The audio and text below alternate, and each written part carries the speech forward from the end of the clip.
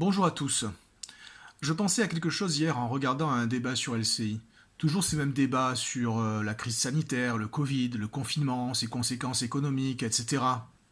Que ce soit sur LCI, CNews, BFM, quelle que soit la chaîne d'info, on voit toujours les mêmes personnes sur les plateaux de télé. Ce sont toujours les mêmes experts qui sont interrogés, invités à débattre des sujets brûlants du moment. Experts en épidémiologie, experts en politique, experts en économie, experts en ceci, experts en cela.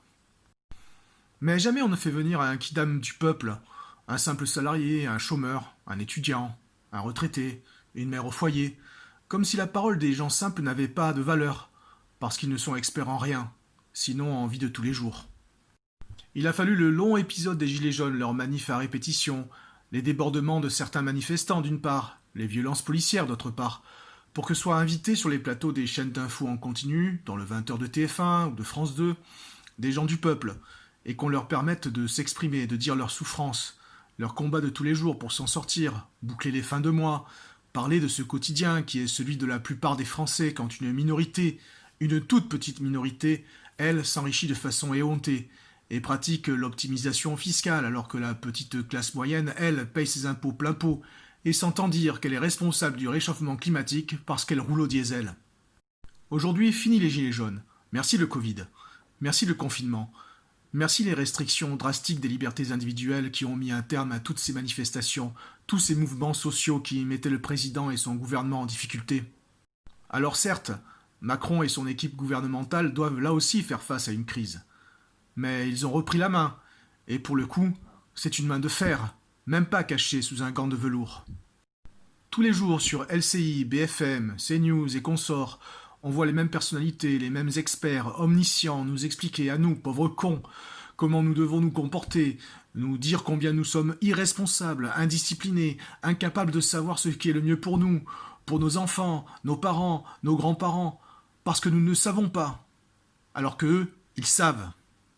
Mais eux qui vivent dans de grands appartements cossus, eux qui ne vivent pas dans l'angoisse quotidienne de se retrouver au chômage et de ne plus pouvoir subvenir aux besoins de leur famille, que savent-ils de nos vies, de nos petites vies insignifiantes d'anonymes non essentiels à la société?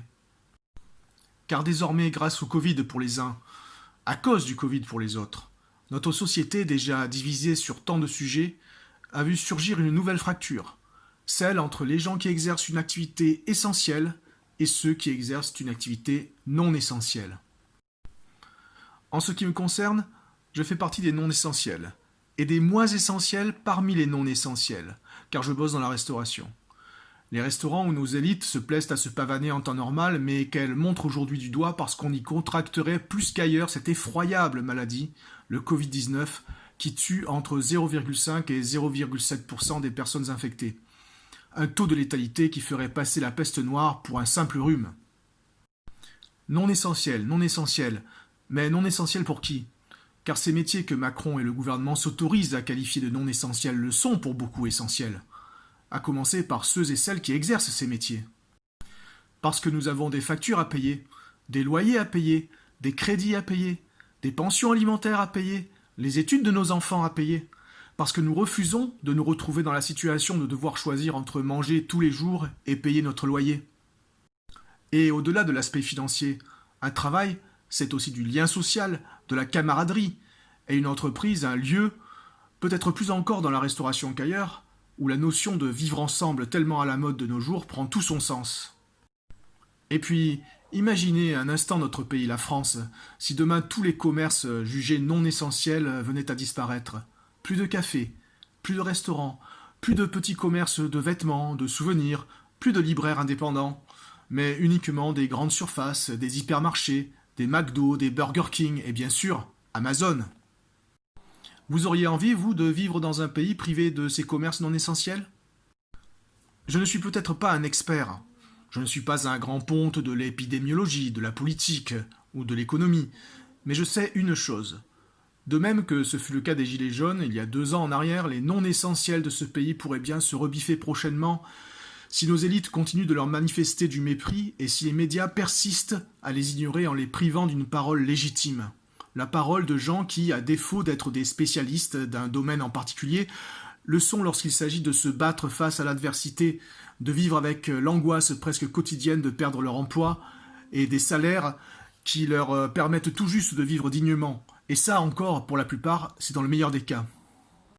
Alors parlons, écrivons, exprimons-nous, crions haut et fort que nous refusons cette nouvelle forme de discrimination, inventée par des élites imbues d'elles-mêmes, qui pensent tout savoir et s'octroient le droit de nous dire ce qui est bon pour nous et de nous imposer leurs décisions à coups de décret.